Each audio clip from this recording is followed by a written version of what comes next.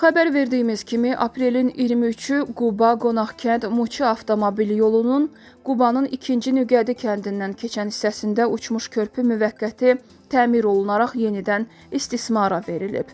Qubanın rayon mərkəzini 60-dan artıq kəndlə birləşdirən yolun üzərindəki körpünün hazırki vəziyyəti də ürəkaçan deyil.